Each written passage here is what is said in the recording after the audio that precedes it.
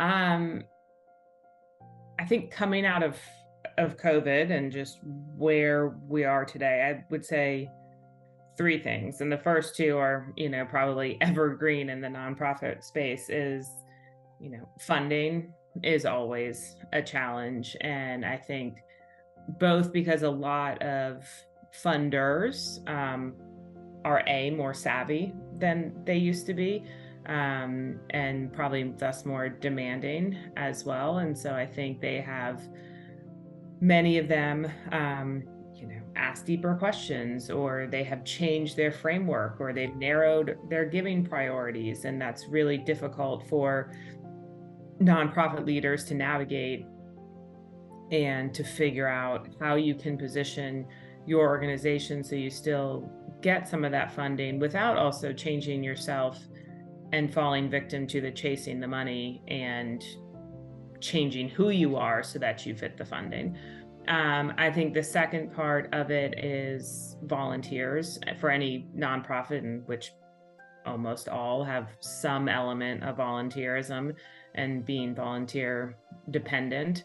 I think that continues to be more and more challenging to recruit volunteers. People's time remains, but seems to continue to be or grow in its limitations. And so how do you keep those relationships up? How do you inspire people to come out and give of their time? And then I think the third thing is there is a overabundance is the right word, but of nonprofit organizations. I mean, there are so many now and multiple for each niche cause. And how do you, as a nonprofit leader, differentiate yourself? How do you work to ensure that your nonprofit isn't just going to last, 2 or 3 years and actually has some staying power?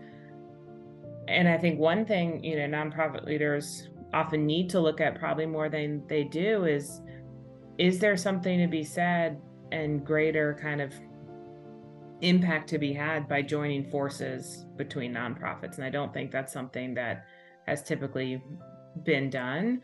But I do think it's something more and more given, just the thousands upon thousands of nonprofits here in the US, especially.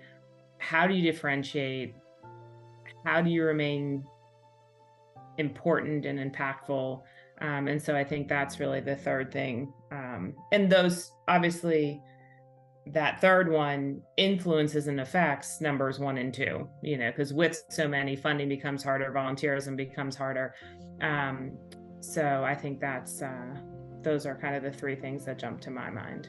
PMA does try, I guess, two things. One is they're not trying to come in and help you get the instant win of, okay, well, let's just help you plan an event next season and you'll get all this money. And, there's kind of a quick win and a boost in your budget, but it's not building something that is sustainable over the lifespan of your organization. So, that they can come in and really approach it on, okay, let's look at your stewardship and let's look at, who your current people are and how you thank them and how you ask them, and, kind of that bucket. And then there's the bucket of, okay, and then let's look at, your board and their role. And then let's look at, okay, does a major gift campaign make sense? Does an annual fund make sense? Kind of what can we set up that